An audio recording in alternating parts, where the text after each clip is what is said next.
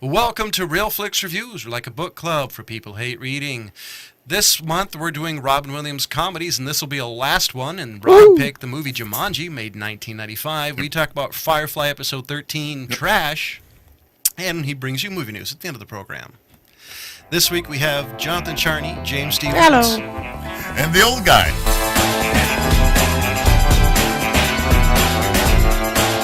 So I'll read the description. It's another IMDb classic. When two kids find and play a magic board game, they release a man trapped for decades in it, and a host of dangerous things that can only be stopped by finishing the game. Yeah, finish. We gotta finish the game. So this was a very young Kirsten Dunst. Kirsten and Robin Williams. Close enough. Bonnie Hunt's always been my cutie. She was in my generation, and I always loved Bonnie Hunt. Didn't Babe and her, I can't pronounce her name. Wasn't she? Yeah, she played what's her name in Cheers. Yes. Yeah. Oh, she's been in a lot of stuff. Right now, she's in a new TV series. The Secretary, I think it is. Yeah, because and you also had David Allen Greer, who's done a lot of stuff. Yeah, so you've got a lot of very well-known actors. A living color. Well, I'd say this was more like a lot of B-list besides Robin Williams and a future big star, Kirsten. Well, this is the second major movie that Kirsten Dunst has ever done besides at a young age. The first one being Interview with the Vampire. Oh, that's right. Which was a year before. And Little Woman, which was a year before. But those were really, she didn't have much going for her at the time. So as I was watching this, I was kind of going through the list of horror movie don'ts. Never go upstairs, never go near. Now, would you actually consider this a horror movie? No, but the rules apply. Okay. But the rules should apply. Yes, the rules do apply. Not in Jumanji, the world. Yeah, people coming up with for the excuses for freaky stuff that's happening. I was actually thinking if they made this more of a horror movie, I actually think it'd be really good. It would have been, but David Allen Greer's character would have died. I'm fine. Yeah, I mean, come on, guys. This is a comedy. He was the police officer. No. The police officers always die. Always die. Especially the black police officer. Hey, I thought. Did you see how he got out of those handcuffs when that car crashed through that store? Oh yeah, it was pretty quick. Hey, that was pretty good. No, but what I was saying is, I actually think it'd take him a while. Right, I was actually thinking they could have ramped this up far as even nowadays and reproduced this as a horror movie, and I actually think it would have done very well. Do you know that this one was actually because, besides the little cartoon series that came out after it, trying to keep the little Jumanji thing going, this was actually supposed to continue on with the special effects genre that Jurassic Park was supposed to be, and that just it didn't fit. I just read that recently. I'm like, no. See, the problem is it didn't quite do it. The CGI in this movie is horrible. It ages very poorly. They're physically a different color than the background. They don't fit. It's 1995. Give them a little bit of slack. 1995. There was a couple things that were still pretty cool, like when the plant thing pulled the car and split in between the trees. Was that a physical effect or CGI? Because that was the only. Because to me, that was one of the very few things that really fit in. That's one of the things that you don't really know because it was just one of those that could have been borderline either or. So it could have been a special effects trick. Because I was to say, the reason why I think Jurassic Park ages well is because it was physical effects, practical effects, and CGI. That will always look better than CGI or physical together. I can't, for some reason, my mind's not working. That plant, you remember that big plant that opened up and the thing came shooting out of it? Man-eating. It looked like a little shop of horrors. That's what it always made me think of. Seymour. I mean, that was a total ripoff of that plant. There was some things that crossed over in this movie. A lot of the special effects tricks crossed over, and as John was saying, there was a lot of CGI in this film. Almost everything was all the monsters and the stuff that happened with CGI. Yeah, one of my favorite characters in the entire movie, the monkeys, were CGI. Oh yeah. And I actually want to throw out a little bit of props to them getting this guy, Tom Woodruff Jr. I was looking up his career, and he has an amazing career. I was reading this stuff to these guys before, and he did a lot of the special effects of the lion and crocodile and things like that, but he has got an amazing career. And I bet you he helped a lot with those camera tricks and probably those things. You know, they know they could count He's on at the this guy bottom. to stick into a costume and it'll Yeah. make that character come to life. You know? Yeah, so, but, you know, for me, this one, the one thing I have to say about this film, and Robin Williams being kind of one of the main stars in this film, is that it's one of those movies that you can see Robin Williams transfer from an adult-oriented movie to a family-oriented movie, and he does it very well.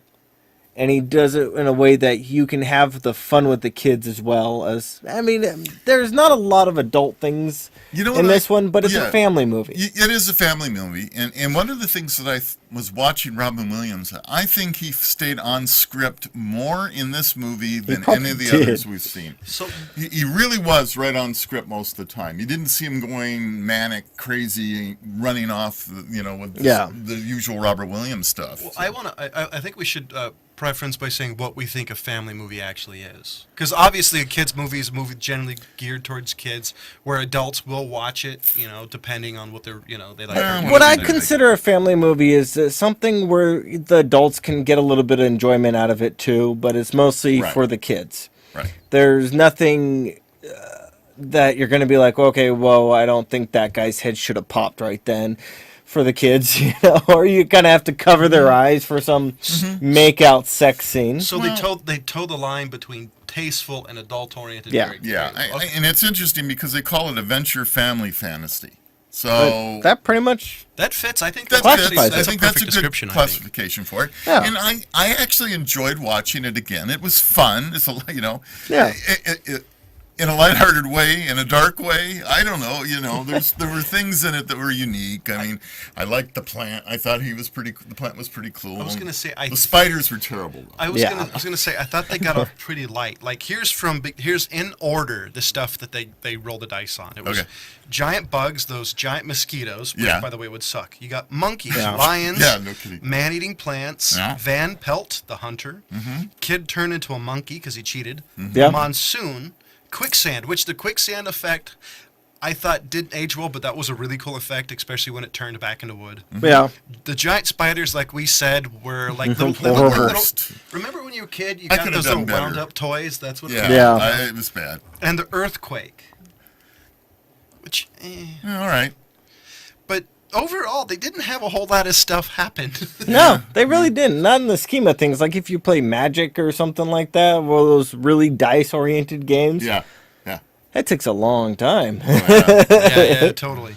Well, I just want to know who's going to go, if you hear boom, boom, boom, boom, and you're the only person here, who's going to make you go to boom, boom, boom, boom? I mean, it's not the Telltale Heart, so who's going to walk near it? You know, my wife... I'd be curious. My wife brought up I would keep... I would probably keep my ass away from it, or at least if I uncovered it and saw it was a board game, say my ass is leaving it there. I'd take my gun and go hunt it down. Yeah, well, my wife brought up a good point. If you don't want somebody to play the games anymore, take the pieces and take the board and throw them at separate places. That would make too much sense. Now, there is a book about this, and that may have happened in the book. If somebody out there is that much of a fan of Jumanji, you can tell me I'm full of crap. But the book was a little kid's book, because I actually remember I used to have a copy. I mean, it's really not that thick. I mean, this is based entirely off a kid's book. And there was a sequel to the book called Zuthra? Yeah, Xanthra. Yeah, Xanthra, which actually is a movie, which, you know, so it's a sequel and I to the saw same guy. I saw it, and it wasn't that great. It was kind of a letdown of one. Again, and I guess Zathura, A Space Adventure, which came out in 2005, and I guess according to the book, is the kids that find it at the end, those kids that stumble across it at the end of the movie. Their names are supposed to be Walter and Danny, and they're the main characters of Zathura. But I didn't really like the movie, Zathura. I mean, it was just a kid's thing. I was... You know, it's funny. Have you guys... This is weird. I decided just to see it won some awards. But really? It's not like it's an Academy Awards. They're Saturn Awards. Okay. Okay, so what we need to do is... What the hell's a Saturn Award? Well, Saturn Award... It got Bunny Hunt got for Best Supporting Actress. I got Best Special Effects. It got Best Fantasy Film. Robin Williams got Best Actor. Let's see. Best Performance by a Younger Actor, which was Kirsten. Kirsten. Yeah.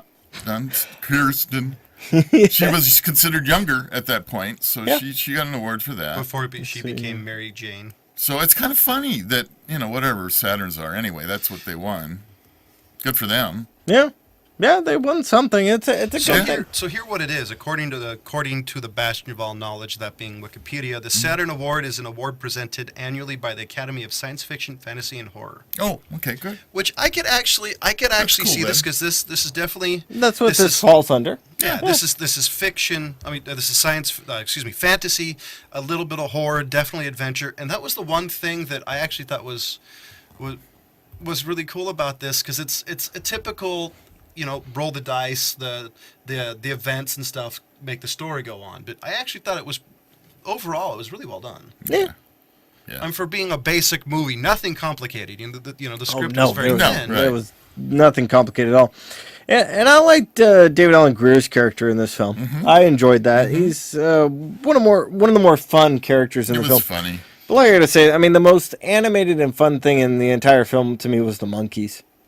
You like the monkey? They make the most. They trash anything, man. You put those monkeys in there, you better watch out. Well, I actually think they drive motorcycles and cars. I want to go back to it. And can fire shotguns. Yeah.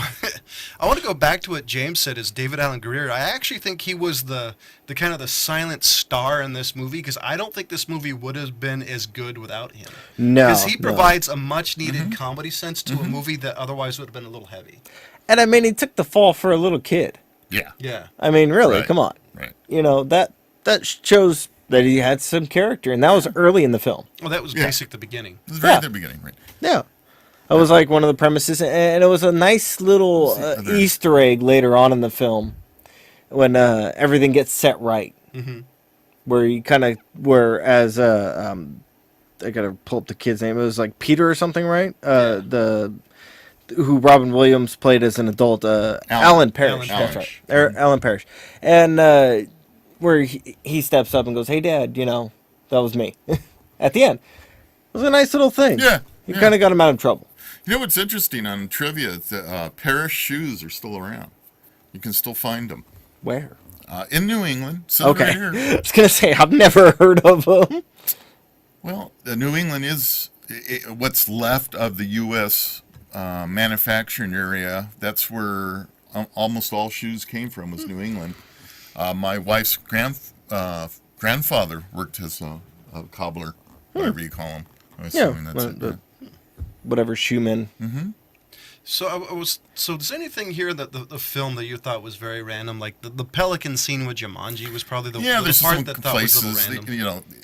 Feeding the fish, his hand wasn't wet, it says here, and okay, yeah. Well, but besides that, I meant just the actual scene, because the pelican scene to me was like, that was random. I understand it added a little comedy sense that extended the movie by a little bit, but I thought it's like that didn't really add anything to movie. Like if you cut that scene away, it wouldn't take away and or add. True. Yeah. And who knows how much was left on the on the cutting room floor, as they say. It was edited out or edited in. I mean, obviously they filmed a lot more than what we saw. So it's a matter of just figuring out what scenes work and which don't. And overall, I thought, other than some, like they were saying, one of the dumb things was the animals that did the stampede. They stampeded through the house, and there were big gaping holes in the walls and everything. And then the flood scene comes, and those holes aren't there. So the house repaired itself somehow. Well, it's a magic house. Well, that would it's the house from House. Well, part of that would actually I think would make sense, because remember the quicksand, the boards turned back into wood, so maybe it was the same thing. When you rolled the dice, some damage would be resets the damage for some damage. I'll accept it. I don't care. But because that was the only thing I could think of. I just think it's kind of it was a good a good goof to talk about anyway. I thought. The one thing that always kind of bothered me was the hunter, whatever his name was, Van Pelt, whatever. The guy's supposed to be a hunter, right? Mm-hmm. And he's a big game hunter. Bad big game hunter. There we go. Dude could not hit anything. And that gun was a big gun. What would you say? That was an 80 caliber gun? Oh, probably. I don't know what it was. The first gun he had? Yeah. Because the rifle. My favorite was the second. Probably a Holland & Holland No. Something. Because my favorite one was the second one with a beta mag, and he still couldn't hit anything with and the 100 silencer. and something rounds. Yeah. It had a silencer. Well, you saw what he paid with it. All the gold. Yeah, I mean, he could have walked away with half that store. So the question is, do you think the gold disappeared when he did? It would really suck to be that gun store owner. Well, obviously he was not an honest gun store owner, so he deserved to lose. That's true. You're all right. Jeez. He didn't follow the law. He didn't follow. There's the a lot of law. laws. Remember, there was a waiting period, and the gold was 95. Was it 95? Yeah, there was a waiting period. They even said it. You know who got the best deal out of the whole thing was Robin Williams' character and Bonnie Hunt. At the end of the movie, got to relive their childhood. Yes, they did. From the beginning. That's not a bad deal. Have a crappy childhood, have a shitty adulthood, go back in time and know what not to do. They had the memories. Yeah. They didn't lose the memories. They still had the memories of the adventure. So. I would be pulling a Biff from Back to the Future and betting on games I paid attention to. Well, the problem is that Alan Parrish's character wasn't there. He was stuck in Jumanji. Well, she had to remember something. Come on, bet on the Yankees. Bet on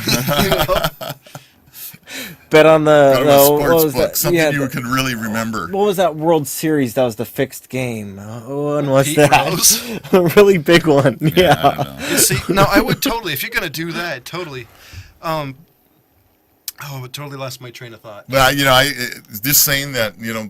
My problem is I would remember who won. I go, okay, I can go bet on this. Nah, I wouldn't either. I'd bet the wrong way. Yeah. All right. The only one that I can say for sure is when Secretariat was going to run and win the Triple Crown. Now that, or if I was there, that one I wouldn't remember. The rest of it, forget it. So do you guys have a favorite monster? I mean, it seems like Rob really loved the man-eating plant. I did. The plant was cute. I kind of liked that plant. I gotta say, I still really enjoyed the monkeys. Yeah. They were the comic relief to me of the movie. I liked the plant. I don't know if I really had a favorite character. One of my favorite parts, though, is when Kirsten Dunst got that poison dart to the neck, and you just saw her go, like that part was kind of random. Yeah, because it was like apparently not fast acting, because you saw her get up, throw the dice, then like 5 minutes later, blunk. That's true. But yeah, I guess I got to go with both of you. You know what? I thought the mosquitoes were actually done fairly well. When you're talking about CGI, as poorly done as those spiders were done. As far as an insect, the mosquito was a better looking mosquito. As far as when he was tapping on the glass. I love the reaction to it. By the way, they're like, "Stay down, it can't hurt you." Ugh. I'd like, tennis racket. I love the, Yeah, she was a pretty good hit with that. Oh, she did. I'm surprised that Robin Williams didn't have some kind of comment and say, "Oh, he must be on the tennis court a lot." Yeah. But, he stayed on script on this. Actually, you remind me of that Burns scene, when the beginning when Robin Williams first shaved. Oh. And Kirsten Dunst said, "What happened? You shaved her glass." And he said, "Give me a break. This is my first time shaving." Yeah, and his response to that, did the Clampetts have a union or something, Which was funny. She wouldn't get it. No, she wouldn't get it. A yard sale or something. I kind of killed the joke. I gotta say that if you read the continuity, there's a lot of people that really nitpicked this film. They did. Like this one, Carl's license plate is G2298, but when he recovers it from the monkey's joyride, it has Mrs. Thompson's plate, DBA454 on the front. When you get to that point, you have Who the hell is Mrs. Thompson? You have way too much time in your life. How many times did you watch this film to get that? You got to give him credit. That's something that I wouldn't have thought of. So we're gonna switch to what would you give this movie? Like I said, this film does have a lot of redeeming factors. Like Rob said, Robin Williams was not bouncing all over the place on this film, which was nice. Actually. It was him very much reeled in. It wasn't him acting goofy, strange, erotic, anything like that. He was very poignant, I guess is the way to put it. But it is another hurt character, though. Yeah, it's true. But there's a lot of fun things that you can do that you can enjoy with the whole family. Mm-hmm. So this one's a very good film, and I would say it's a 3. It's not one that you got to jump out, run out, and see, but it's one that could be there if you want to and have enjoyment with the kids. If your kids hadn't seen it before and you're looking for a movie to watch over the holiday season, that type of thing, I would certainly recommend it. I'm with James. I'm going to give it a 3 as well, just because it was fun. I mean, I didn't get up and walk out of it and pulling my hair out saying, "Oh my God, I got to sit through another hour of this movie," type of thing. We saw this in theaters when it came out, and since our fellow compatriot Ryan is possibly working, bride. This is what he said by a text message, believe it or not. He said, 4 out of 5. Technology. Everything about this movie holds up. I can see Ryan. This story is great, especially with Williams shepherding us through it.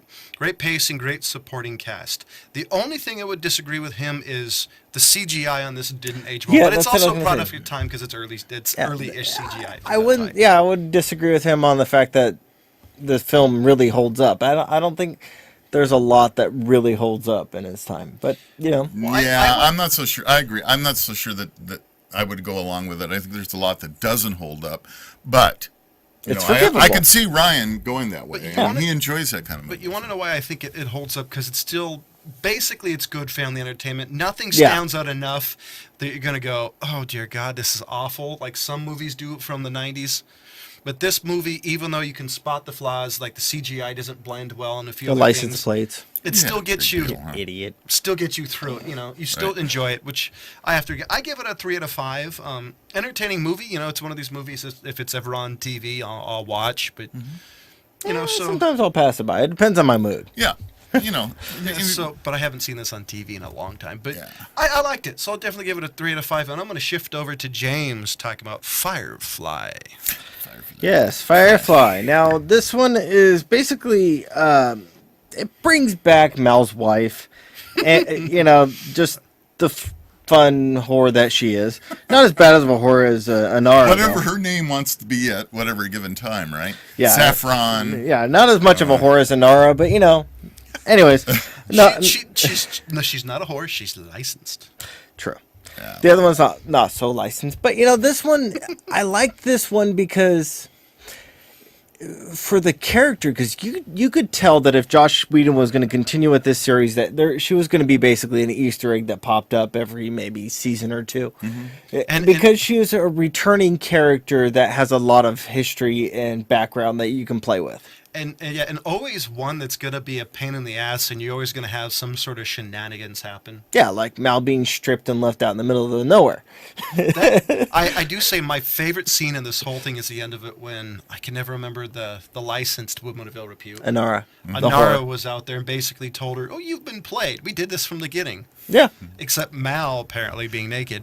Yeah, that was a little tidbit. But, and I like the fact that Nathan Fillion had fun with that character. Yeah. Like, he was just standing on the back, kind of like Peter Pan, just hanging out on the back, just watching the gate close. Fine. I really enjoyed this episode because it went back in time and showed, them during the war period of time and how, they got together and what that was all about.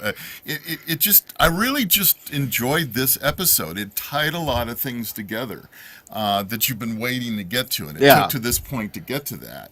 And I just really enjoyed it. I mean, I'm, really like Firefly anyway, but I really enjoyed this particular episode. Thought it was well done. We're going to save the rest of this conversation till we do the Firefly-only episode, which is coming up in a couple of weeks. About 2 weeks. Want to remind everybody, we do have a Facebook page. Shocking. Woohoo! Hey, is there a theme, a movie, genre, or hey, do you want to tell us we suck, like the Wing Commander Forum? Come at us, please.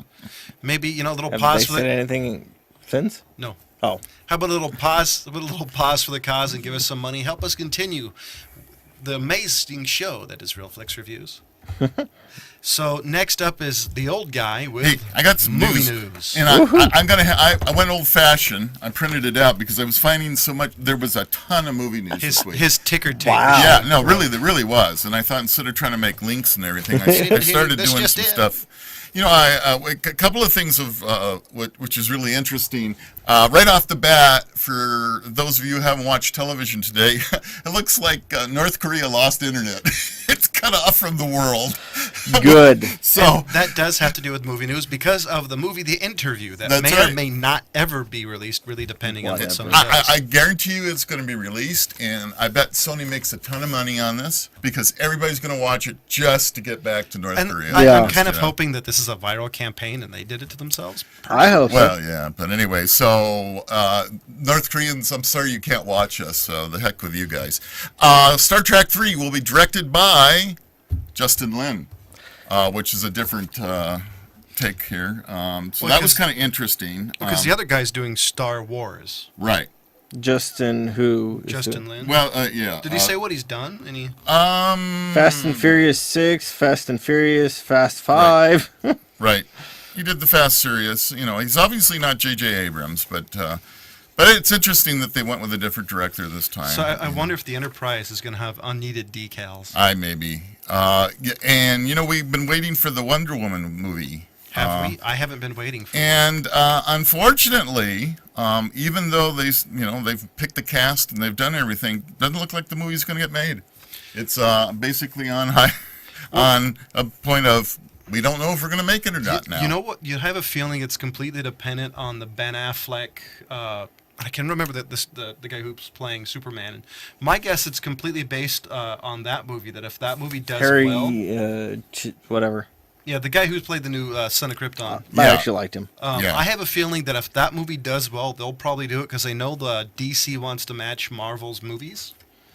I don't know if they can do it as well because you're going against the mouse. Well, you know, if they did it like the Wonder Woman movie that came out, the cartoon, the animated one where she was decapitating everybody left and right, I think it would go. See, I don't think they're going to be able to do it because I think they're going to do just like Marvel did. You got to have the most mass market appeal, and with this one being one of the few female superheroes, I don't see him doing. Well, there were some DC characters that I really liked.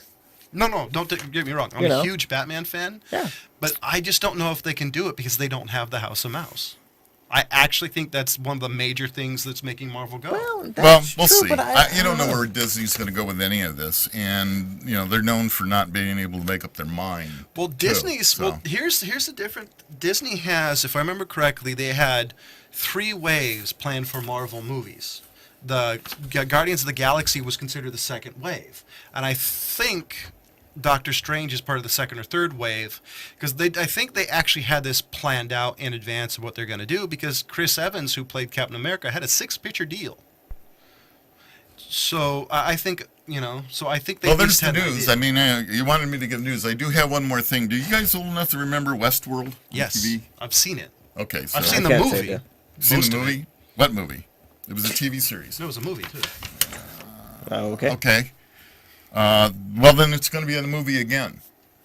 Westworld was kind of a dude ranch, but it was set where people, the robots were really interactive, and they could shoot the robots, and they can do stuff, all that. But anyway.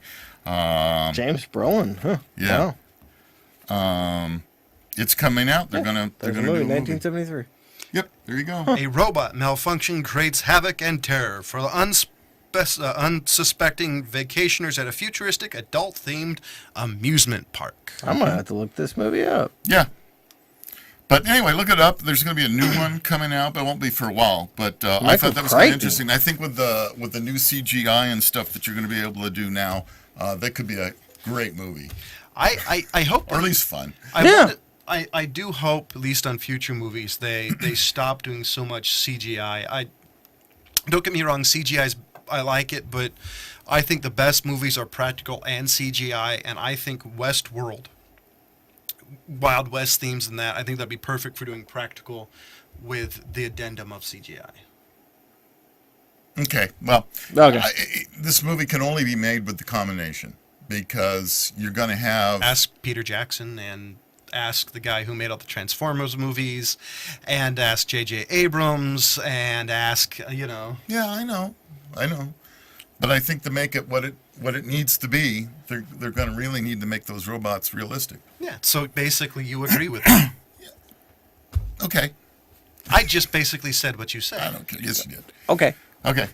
So there's movie news for you. bad. So next Bad. next week is our theater pick, and we picked The Hobbit. The Battle of Five Armies. This is the last in the trilogy that is The Hobbit, and somehow they made 9 hours worth of movies and a very small book. But either way, we're seeing The Hobbit next week. Well, it's a 2,500 page book, 28, something like that. The Hobbit? Yeah. It was like 300. No. Pages. 1,000, 2,000, something like that. The Hobbit? Depends on which one you're reading. We'll discuss this later because he's wrong. That's cute. So we're gonna go see The Hobbit. We're gonna see some big feet. And then next week is also the last episode, Firefly episode 14. The Message. Which is episode 14? 13. 14. Whatever. 14. Well, hopefully we'll get The this Message. Go watch the episode, The Message. Eventually we'll figure this out. Well, it's the last one. We'll figure it out by So we can just say, it's the last one. So, and it's also the end of our Robin Williams tributes. We want to say thank you for Thank you, Robin Williams, for and, everything that you did for us. Yeah. A sad farewell to a very interesting and great comedian and drama actor. I gave the movie Jumanji a 3 to 5. James gave it a 3 to 5. Ryan gave it an impressive 4 to 5. Rob gave it a 3 to 5. Next week is The Hobbit by Peter Jackson. And as always, we'll see you next week. Bye.